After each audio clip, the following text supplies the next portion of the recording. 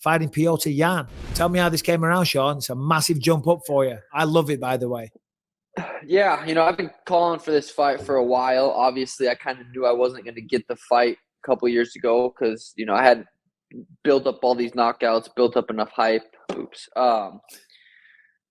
I'm just everyone in the top 10 had a fight booked except for Peter Yan and Pedro Munhoz. I was fighting Pedro, obviously, so he did have a fight booked. And Peter said after that fight, if you win, call me out.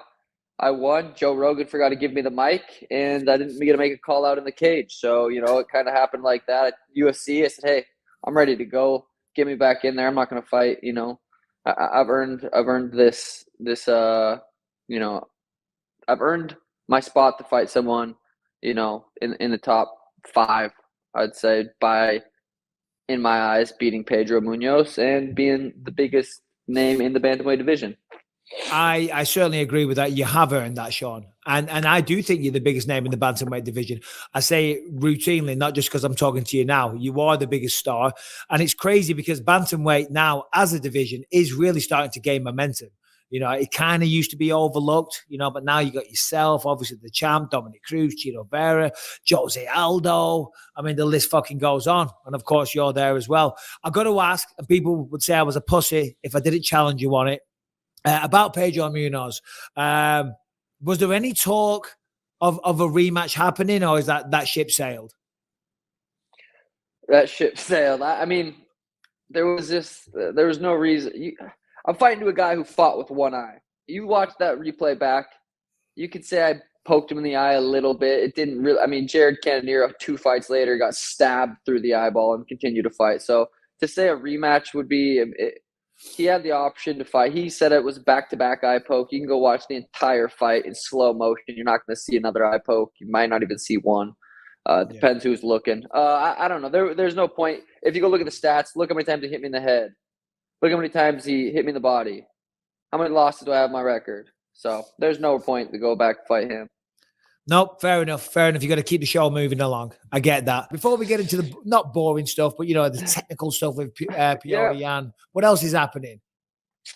This fight's pretty much on the back of my mind, so everything's revolving around that. I'm trying not to be in camp too soon. It's still a little over 10 weeks out, which is that's a good amount of time to start a fight camp. But I'm coming off a 12-week fight camp for the Pedro Munhoz fight. I never really got out of shape. I took 3 weeks off from training.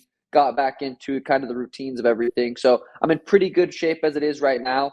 And I don't want to burn out. I don't want to peak too soon. So I'm kind of trying to be disciplined on not being too disciplined on thinking I'm in fight camp, because this is really no different of a fight. If I can go into this fight and feel as good as I did and do the same exact training camp as I did for the Pedro fight, for the Raulian Paiva fight, for all these fights, I'm going to beat Peter Yan. So for me, I'm not looking at this fight like, oh, this is the number one guy. This is just another fight for me that I need to do what I'm capable of doing. I need to get in the best shape I could possibly be in, and just make it to the fight healthy.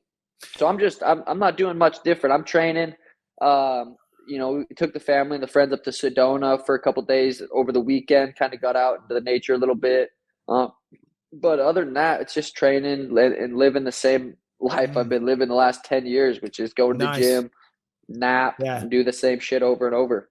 Yeah. I mean, I was going to say I'd give you a little bit of advice, but you probably know this anyway. But for me, whenever I had a big fight, which towards the end, they're all big, and you want it so badly and you want to win so bad. So I just push, train more and more and more. It's the totally wrong attitude. Because you're just driving yourself, you're getting weaker and weaker, you're overtraining more and more. Like Jason Perillo used to always say, it takes confidence to take a day off. Do you know what I mean? So, and that means that when you're feeling good, you're ahead of the game, you're ahead of the plan. So, you know what?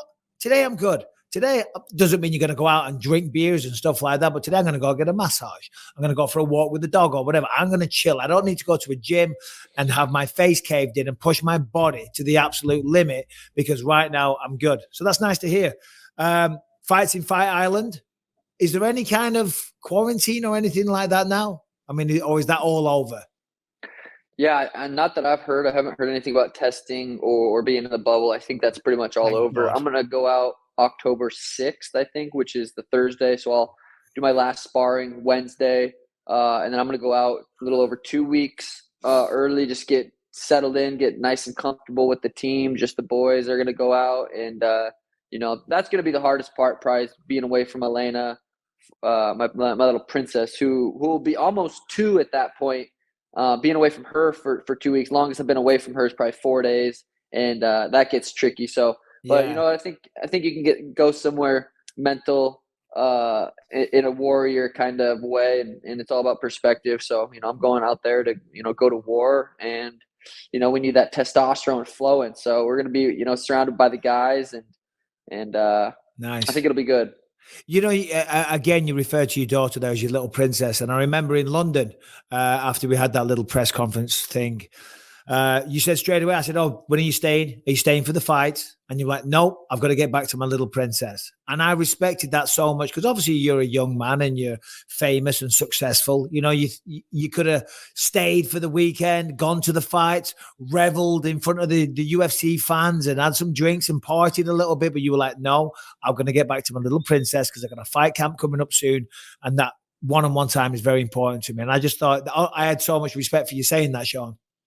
Oh, I appreciate that. And I also, I guess no defense, but I was in Miami 3 or 4 days before that, hanging with the boys. Yeah. And I hadn't got to see Elena. And then the UFC called like 2 days notice. Hey, do you want to go to London? And of course, I'm not going to pass up on an opportunity, to be in front of the UFC cameras and get my name out there more than it already is. But that's she's so little right now. I was even telling Danny, I'm like, God, once she's a big girl, which is going to be before we know it, it's like I'm going to miss having this little princess just walking around the house with her diaper hiked up and her little gut hanging out. Like I can see why people have multiple kids. I'm already kind of like, I don't want to be gone too many days, because there's not going to be many more days where she's this small. So getting home to her is super important for me. Yeah, that's what I was going to say, because you take it for granted these times, but they don't last forever. And when they're gone, they're gone. Anyway, Petr Yan, one would think, if I look at this fight, and obviously a massive opportunity for you, you got to think it's a number one. Well, this has to be a number one contender matchup. You beat Petr Yan, it's a title fight next. I would assume the path to victory is working a lot of takedown defense, a lot of range management, keeping him on the end of your straight shots, and a lot of footwork. But how do you see it? Yeah, I mean, like I said, this is another fight. Obviously, the number one contender. I don't think it will be. I really don't think it's going to be that much wrestling defense. I thought maybe against the Pedro fight, I thought he would try to wrestle a little bit more. But then when I got in there, he realized he was about 16 feet away from me, and they couldn't. Absolutely, there's no way he could have shot on me without getting knocked out. So I think this fight's going to be a sweet kickboxing match. Peter says he's a master of boxing. I believe I'm the best MMA striker in the UFC. So I do believe it will be a very interesting, high-level kickboxing match. Peter's good in the clinch. He's got some good little trips and stuff. And I don't think he's coming to wrestle. And if he does, I wouldn't mind choking him. I'm very, very confident in my jiu-jitsu. I really haven't got to show it at all, which has been nice. And that's because I prefer not to go to the ground. I prefer not to be on my back. It looks like you're losing. So, I don't think I'm going to have to use too much wrestling defense. I grapple more than I do anything. I've been grappling the last 5-6 years more than I do anything at all. I don't really spar throughout the week. I hit mitts a couple times a week in camp. For the most part, I'm just doing, grappling and strength and conditioning. So if I got to grapple, I'm ready. I do believe it will be more of a kickboxing match. That's kind of how I see it. Yeah, I agree. When I was saying takedown defense, I was talking more about the trips. He has some nice little foot sweeps, doesn't he? But you're right, in terms of your jiu-jitsu, I know you've been working hard on that for years now, but it's not something we ever get to see. You train in the gi a lot, right? So what belt are you currently? I'm a brown belt. I've actually haven't been training in the gi as much, just because when I am in camp, about 12 weeks out, I just do no gi. So I went from that 12-week camp to taking 3 weeks off to pretty much back into a 12-week camp. So, the last 6 months, I'd say I haven't really been training in the gi too much, but doing just a ton of no gi, slapping the hands, starting from the feet, none of that stuff where you sit on your butt and fucking play cards, I really actually enjoy wrestling. Wrestling's, definitely probably have underrated wrestling myself, offensive wrestling. I've really been finding a lot of enjoyment in that. So you go out there, you fight Piotr Jan on Fight Island, you beat him, you get a number one contender matchup after that. Sorry, a title fight after that, pardon me. Who do you think is going to be the champ? Aljamain Sterling, is he fighting TJ Dillashaw? Is that signed? Is that on that fight card as well? Yes, it is. Yeah. Shit. Well, it's all there. Fight. That's perfect though for you. I mean, time-wise, that should work out. I know a lot of people, Dominic Cruz versus Chito Vera is coming up. I know some people are saying that's a potential title shot, which I think, respect to both of those guys. They have both been grinding and, fighting the top guys. That could be a potential title shot for those two. So who knows if they promise Chito or Dom, say, hey, you guys win this fight. You guys are fighting the winner of TJ versus Aljo. We still got Merab versus Jose Aldo coming up. You could potentially say Jose Aldo could be fighting for the title. The dude's a fucking living legend. Or it could be, Aljo versus TJ. Whoever wins that, I could be fighting them. So I'm keeping it open. I'm not set on who's next too much. I'm going to, beat up Peter, and then I do believe I have a good shot at all those guys.